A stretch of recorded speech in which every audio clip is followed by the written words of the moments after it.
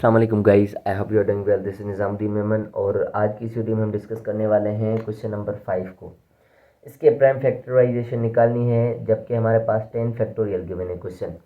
ठीक है, 10 factorial basically हम क्या करते हैं, 10 मल्टीप्लाई 9 मल्टीप्लाई 8 मल्टीप्लाई 7 6 5 4 3 2 1 इसके प्राइम फैक्टर्स निकालने, इसके क्या करने,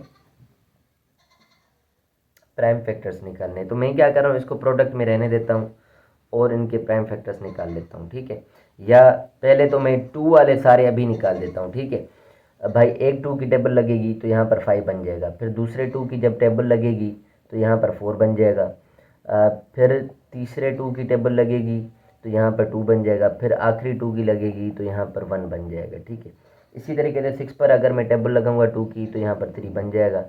उसके बाद 4 पर 2 की टेबल 2 बार लगेगी तो 2 2 तो यहाँ पर 1 बन जाएगा। इस पर 2 की टेबल एक बार लगेगी तो 2 की टेबल मैं लगा चुका है इन सब पर। ठीक है, उसके बाद मैं क्या करूँगा, 3 की टेबल लगाना शुरू करूँगा। तो 3 की टेबल जो है इस पर एक बार लगी। ठीक है, 3 की टेबल जो है इस पर एक बार लगी, फिर 3 की टेबल जो है 9 पर एक बार लगेगी और 2 बार लगेगी। ठीक है, तो अच्छा 3 की टेबल इस पर एक बार, 3 की टेबल इस पर एक बार। ठीक है, और इस पर 2 बार आएगी। ठीक है, तो यहाँ पर भी 1 आ जाएगा, 3 की टेबल भी लग चुकी है। फाइनली हम क्या करेंगे, 5 की टेबल लगेंगे, वो भी 2 बार क्योंकि 2 5 है यहाँ पर, तो 5 इंटू 5, ये 5 भी गया, ये भी 5 गया। उसके बाद 7, तो 7 की टेबल लगेगी एक बार। तो ये सारे टोटल प्राइम फैक्टर्स हैं, 1 2 3 4 5 6 7 8। 8 2 दें तो 2 पावर 8 कर लें, मल्टीप्लाई 3 जो है हमारे पास 4 हैं तो 3 पावर 4 कर लें, और 5 जो है हमारे पास 2 हैं, और ये 7। इस तरीके से हम क्या करेंगे, इसका आंसर निकाल सकते हैं। फिर भी इसका वेरीफाई कर लेते हैं हम आंसर कि हमने डायरेक्टली हो सकता है कुछ मिस्टेक ना कर दी हो। 1014 मैं चेक कर लेता हूँ, मेरे पास क्वेश्चन नंबर 5 है 4.3 का। ओके, क्वेश्चन नंबर 5 है 2 पावर 8 और 3 पावर 4, 5 पावर 2 और 7। देखें, अगर मैं इस नंबर को मल्टीप्लाई करता तो ये नंबर जो है बड़ा लेंदी हो जाता फिर इसको मैं डिवाइड करता रहता 2 से, फिर मेरे पास एक बड़ा नंबर आता। यूँ क्या है, आसान है, मैंने 10 को ओपन कर लिया है, फिर मैं टेबल लगा रहा हूँ, जिस जिस पर 2 की लग रही है पहले वो नंबर शांति कर रहे हैं, मतलब साइड कर लेते हैं। 2 की टेबल इस पर एक बार, इस पर जो है एक बार, दूसरी बार, तीसरी बार इस तरीके से हम वर्किंग कर रहे हैं। आई होप को ये आपको बात समझ आई होगी। अब हम चलते हैं कौन से सवाल पर, ये 5 सवाल था। उसके बाद है मेरे पास क्वेश्चन इस एक्सरसाइज का, कौन सा मैं देख लेता हूँ, 16 और 17 था मेरे ख्याल से, 16 और 17। तो 16 और 17 मैंने आपको कॉन्सेप्ट समझाया हुआ है, मैं आपको थोड़ा सा शो करवा देता हूँ कि आपको भी रिमाइंड हो जाएगा। कह रहा है, determine whether the integers in each of these sets are pairwise relatively prime. Pairwise relatively prime क्या होता है, बेसिकली हमारे पास ये 3 नंबर हैं। ठीक है, पेयर वाइज रिलेटिवली प्राइम का नंबर है जब का मतलब है कि इन तीनों का कोई भी कॉमन फैक्टर ना हो, मतलब कोई भी कॉमन फैक्टर ना हो तो मतलब 1 सबका कॉमन फैक्टर होता है। तो इस तरीके से मैं क्वेश्चन नंबर 16 को छोड़ा हूँ, 17 पर आ रहा हूँ क्योंकि इसके आंसर्स भी हम इसको वेरीफाई कर सकते हैं। जैसे 11 है, 15 है, 19 है, ये क्या हो जाएगा, एक रिलेटिवली प्राइम हो जाएगा क्योंकि 11 पर टेबल हमेशा 11 की लगती है, 15 पर 3 की और 5 को तो 5 की लग सकती है, पर 19 पर कोई टेबल नहीं लग रही।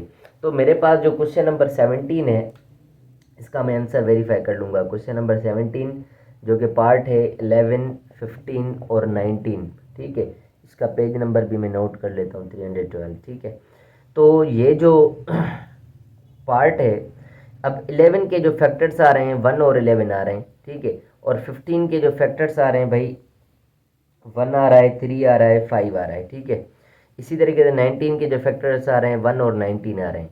इसमें जो कॉमन फैक्टर है वो कुछ भी नहीं है, मतलब 1 है, 1 सब में होता है। तो ये जो है वो आपस में क्या कहलाएंगे, रिलेटिवली प्राइम कहलाएंगे क्योंकि इनमें कोई और कॉमन फैक्टर नहीं है, तीनों में कॉमन होना चाहिए। ठीक है, तो मैं इसको फिर भी थोड़ा सा वेरीफाई कर लेता हूँ कॉन्सेप्ट। 4 कर लेता हूँ तो देखता हूँ 4.3 थी ना, 4.3 में क्वेश्चन नंबर 17। तो यस, ये हमारा रिलेटिवली प्राइम है, यस आएगा बस यहाँ पर, ठीक है। उसके अलावा मैं ये पेज वापस खोलता हूँ। अब ये ए पार्ट का आंसर है यस, बी का नो, सी का यस और डी का यस। मतलब ये तीनों जो होंगे रिलेटिवली प्राइम होंगे, इनमें कोई कॉमन टेबल नहीं लगेगी। बाकी बी को हम देख लेते हैं कि नो क्यों है, ठीक है। 312 पेज पर आते हैं। ओके जी, तो बी में जो हमारे पास नंबर है वो है 14, ठीक है, 15 और 21। अब ये रिलेटिवली प्राइम नहीं है कह रहा है, ठीक है, क्योंकि इनमें आपस में कोई ना कोई कॉमन टेबल लग रही है। हाँ, तीनों में एक दूसरे पर भी अगर कोई कॉमन टेबल लग रही है तो वो रिलेटिवली प्राइम नहीं कहलाएगा। जैसे कि यहाँ पर 14 और 15 पर तो कोई कॉमन टेबल नहीं लग रही। 14 के फैक्टर्स हैं भाई 1, 2 और 7। इसी तरीके से अगर 15 के देखें तो 1, 3 और 5, और 21 के देखें तो 1, 3 और 7, ठीक है। अब इसमें और इसमें 7 कॉमन है, इसमें और इसमें 3 कॉमन है, तो ये रिलेटिवली प्राइम नहीं है क्योंकि इनमें कोई ना कोई कॉमन आ रहा है। तो इस वजह से हम क्या कह रहे हैं, ये नो, ये रिलेटिवली प्राइम नहीं है बस। मतलब मैंने आपको इसमें बोला था कि तीनों में कोई कॉमन टेबल ना हो तो रिलेटिवली प्राइम नहीं होगा, पर ऐसा कॉन्सेप्ट नहीं है। इसमें क्या है कि अगर तीनों में से दो दो पे भी अगर कोई कॉमन टेबल लग रही है, जैसे यहाँ पर 3 3 की लग रही है और इन दोनों में 7 7 की लग रही है, तो ये रिलेटिवली प्राइम नहीं कहलाएंगे, ठीक है, क्योंकि लग रही है कोई ना कोई कॉमन टेबल। जब कोई भी कॉमन टेबल ना लगे, जैसे ये था, तो ये हमारा क्या है, ये रिलेटिवली प्राइम कहलाएगा, ठीक है। इसी तरीके से मैं सी पार्ट, ये रिलेटिवली प्राइम में कह रहा है क्योंकि 12 है, 17 है, 31 है और 37 है। ये बिल्कुल ही ऐसे नंबर्स लिए गए, इन पर कोई भी कॉमन टेबल नहीं लगेगी। इसमें और इसमें हमेशा 1 ही कॉमन आएगा, इसमें और इसमें भी 1 कॉमन आएगा, इसमें और इसमें भी 1 कॉमन आएगा। इसमें सारे जो नंबर्स हैं ऐसे दिए गए, इनमें कोई भी कॉमन टेबल नहीं लगेगी। इसी तरीके से ये डी भी 7 है, 8 है, 9 है और 11 है, ठीक है। 7, 8, 9 और 11 जो है, अब इसमें और इसमें भी कोई कॉमन टेबल नहीं लग रही। इसी तरीके से इसमें और इसमें, या सबको चारों को एक दूसरे के साथ हम चेक करेंगे तो किसी पर भी कॉमन टेबल नहीं लगेगी। तो ये जो हैं रिलेटिवली प्राइम कहलाएंगे, रिलेटिवली प्राइम है ये तीन दोनों ही, और ये तीसरा भी, ये पहला जो था वो भी रिलेटिवली प्राइम है, ठीक है। आई होप कि आपको बात समझ आ गई होगी। अब हम बढ़ते हैं क्वेश्चन नंबर 24 की तरफ, क्योंकि 24 इंक्लूड है, ठीक है। 24 और कहाँ तक इंक्लूड है मैं देख लेता हूँ। 24 फिलहाल इसमें समझते हैं हम 24 में क्या करना है, वरना वीडियो लंबी हो जाएगी। क्वेश्चन नंबर 24 है, what are the greatest common divider of these pairs of integers. Greatest common divider मतलब जीसीडी क्या होगा इन नंबर्स का। तो ये दो नंबर्स लिखे हैं बेसिकली, ये यहाँ से लेकर यहाँ तक एक नंबर है और ये यहाँ से लेकर यहाँ तक एक दूसरा नंबर है, जिनके फैक्टर्स निकले हुए हैं। मैं इनको साइड करके इनके फैक्टर्स लिख लेता हूँ। क्वेश्चन नंबर 24 है, जिनका हमें जीसीडी मालूम करना है, जबकि उनके फैक्टर्स मिले हुए हैं 2 power 2 into 3 power 3 into 5 power 2। एक नंबर ये है और दूसरा नंबर है 2 power 5 into 3 power 3 into 5 power 2, ठीक है, दूसरा नंबर ये है। अब हमें क्या करने हैं, इनमें जो कॉमन नंबर्स हैं, कॉमन जीसीडी जो हैं, common divider, greatest common divider, सबसे पहले 2 और 2, 2 पावर 2 और 2 पावर 5 में जो छोटा कॉमन होगा, ठीक है, तो वो है 2 पावर 2। इसी तरीके से 3 पावर 3 और 3 पावर 3 ये पावर सेम है तो 3 पावर 3 कॉमन है। 5 पावर 2 5 पावर 2 कॉमन है तो 5 पावर 2, ये हो जाएगा जीसीडी।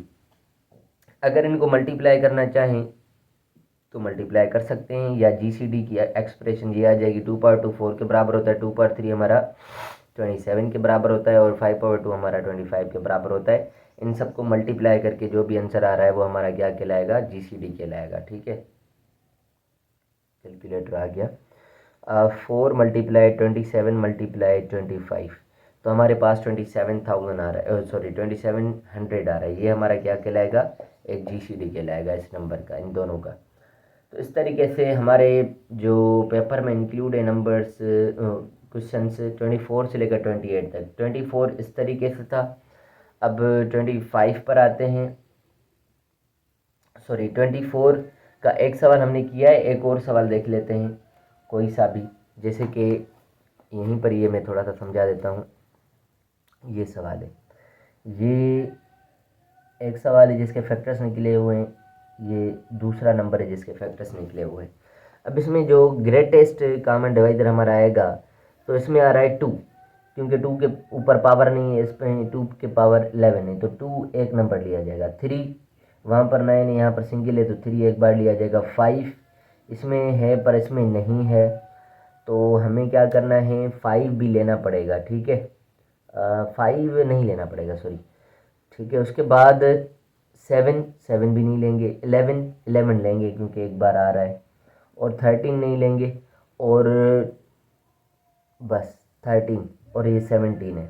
तो जो कॉमन फैक्टर्स हैं वो ये हैं, ठीक है, जो कॉमन है। 2 टाइम 3 6, 6 टाइम 11 इज 66। 66 क्या होगा, ये बी पार्ट का GCD होगा, ग्रेटेस्ट कॉमन डिवाइडर होगा। इसी तरीके से इस C का जस्ट 17 होगा। तो इस तरीके से आपको वर्किंग करनी है। और 0,5 है, इसमें कोई भी कॉमन नहीं है, ठीक है। 0 के फैक्टर 0 ही आते हैं, मतलब इस पर कोई टेबल नहीं लगती, 0 ही है खुद ही। और 5, तो इसका GCD क्या होगा, ई पार्ट का GCD क्या होगा फिर, 0,5। 0 के जो फैक्टर्स हैं वो 0 ही होंगे, और 5 के फैक्टर्स 1 × 5 होंगे, तो उसमें कोई कॉमन फैक्टर नहीं है, तो इसका GCD क्या होगा, नो GCD होगा भला। इसको फिर भी वेरीफाई करेंगे, हम वेरीफाई कर लेता हूँ मैं एक सेकेंड। ई पार्ट का GCD क्या होगा, 24 ई पार्ट,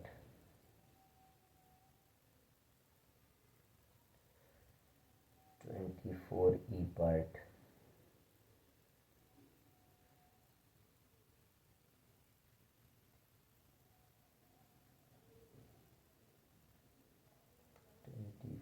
ट्वेंटी फोर किधर गया, हाँ जी, 24 का ई पार्ट का GCD कह रहा है 5 है।